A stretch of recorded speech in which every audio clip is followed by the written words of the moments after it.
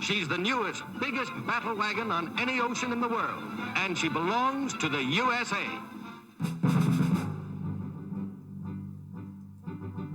The USS Missouri proudly served her country with courage and valor.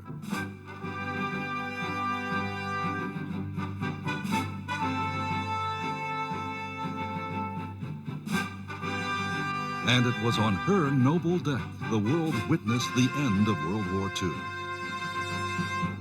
We are gathered here, representatives of the major warring powers, to conclude a solemn agreement whereby peace may be restored. With the outbreak of the Korean War in 1950, the Missouri, with her massive firepower, once again made her presence known.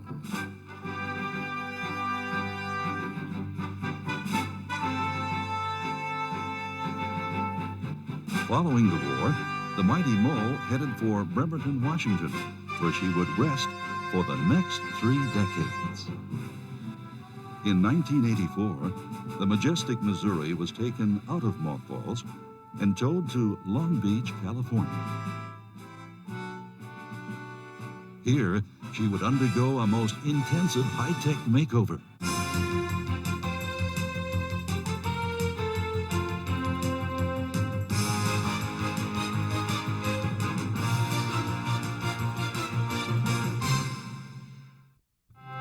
In San Francisco, on May 10, 1986, the USS Missouri was recommissioned.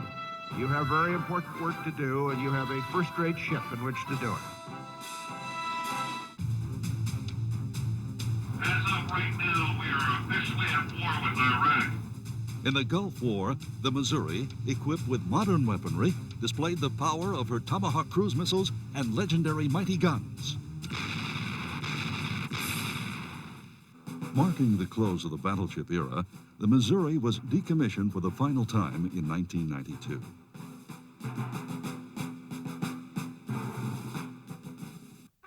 In the years that followed, it was decided that this great battleship should be preserved as a national memorial. The only question was, where? On May 4th, 1998, Secretary of the Navy John Dalton made it official.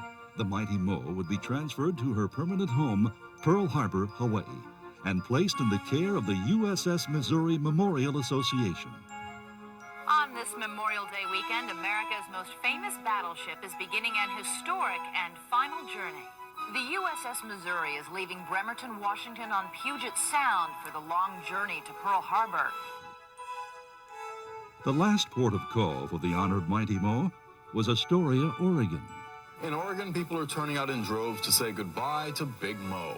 After a week-long stay on the West Coast, the USS Missouri heads to Hawaii's Pearl Harbor today, where she'll be put on permanent display. A flotilla escorted the gallant warship around Diamond Head and into Waikiki. Hundreds of kayaks and sailboats, windsurfers and jet skiers, even sightseeing boats greeted the massive ship offshore. And then as we got closer and the bigger and bigger it just got bigger than life. This ship will absolutely possess people once they see it. Absolutely possess them. I'm ecstatic that it's here right now, and especially when you can see it right out there. It's real. It's here in Hawaii now.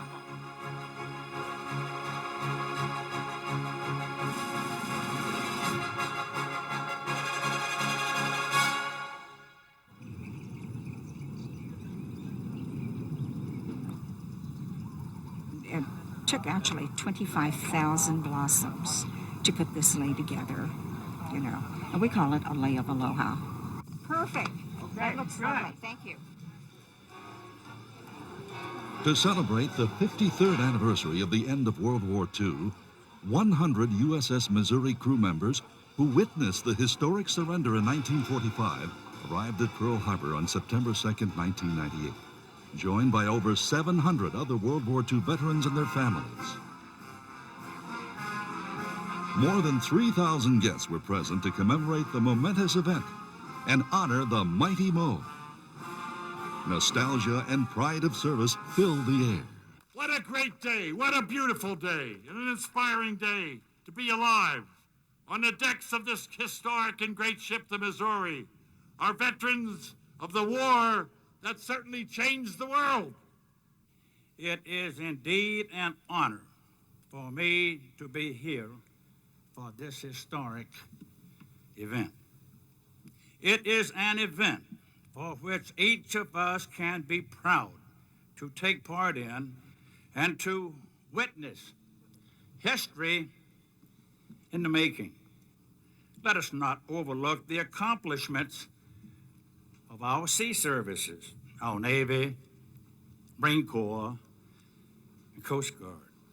It was their hard work, their dedication, and their determination which, in the end, brought about the ceremony which we are here to replay.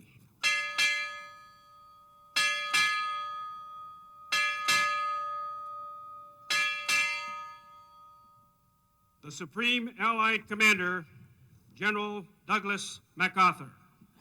It is my earnest hope, and indeed the hope of all mankind, that from this solemn occasion, a better world shall emerge out of the blood and carnage of the past. After a short speech by the general, he indicated that Premier Shigemitsu should come aboard and sign. As he sat down at the table, removed his top hat and his gloves, his aide next to him took some documents out of his briefcase he carried and pointed to where he should sign. He signed the first document. The second document he paused momentarily before signing. Finally he did, and I thought, thank God it's over. We're going home. At this time, I would like to say those officers and sailors that are still on board the USS Arizona and all other servicemen and women that gave their lives for this beautiful country, may God rest your souls. I leave you with two words: we remember.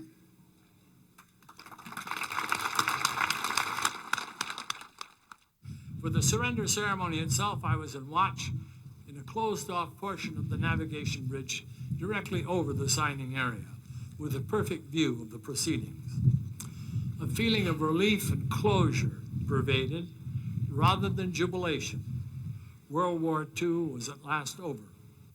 Let us pray that peace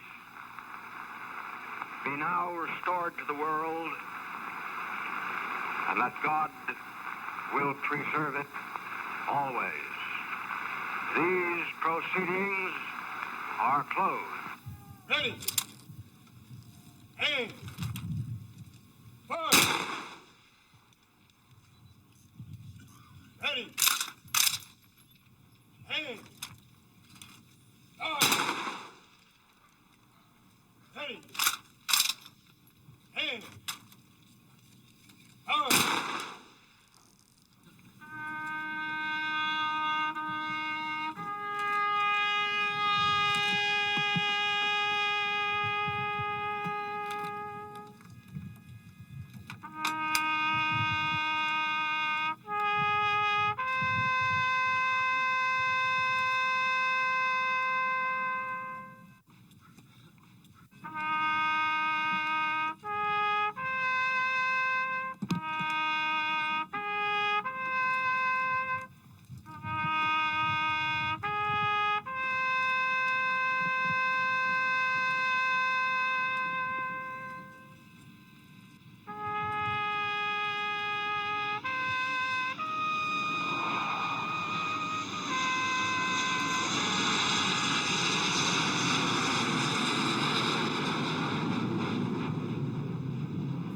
Only in the hallowed waters of Pearl Harbor can the historical significance and the dignity of this great ship be properly preserved for generations to come as a symbol of the resolve and sacrifice of the American people and the Navy's traditions of duty, honor, courage, and commitment. As a special tribute to our 100 World War II crew members of USS Missouri, who may be unable to be here again for the battleship Missouri's grand opening in January of 1999, we will now be conducting a special ribbon-cutting ceremony.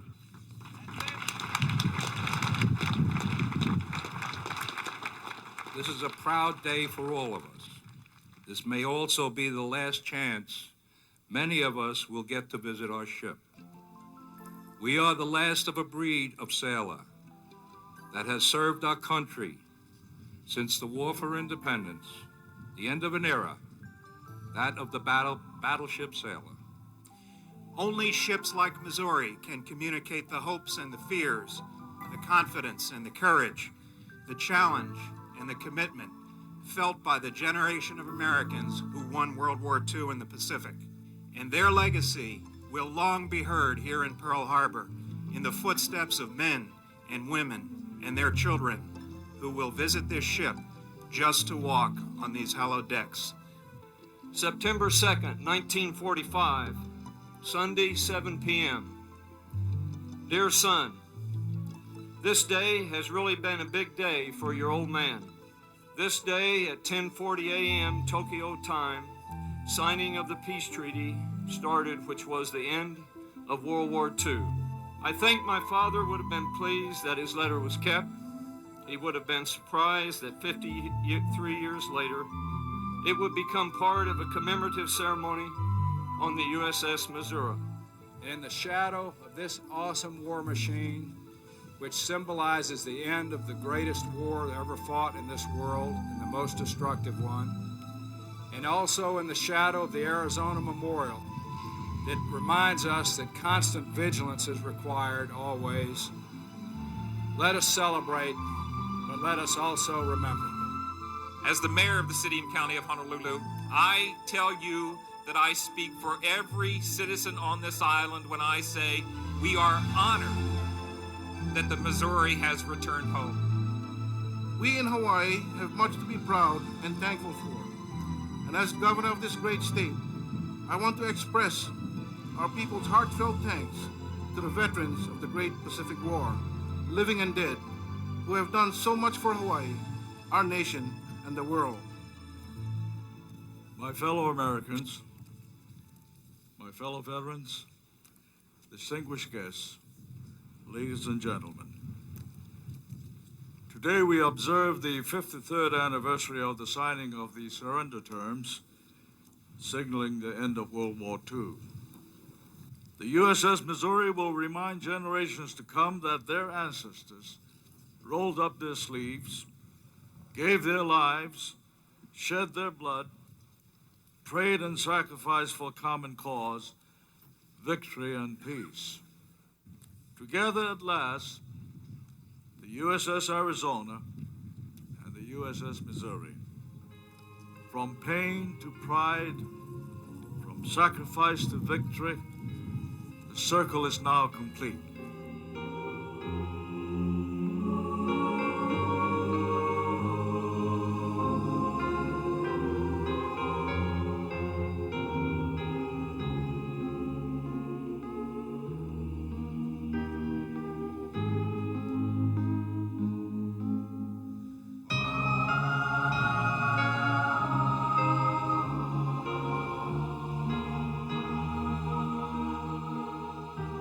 We, the people of Hawaii, solemnly promise those who served on this great ship that she will be accorded the love and honor you bestowed upon her during her valiant service.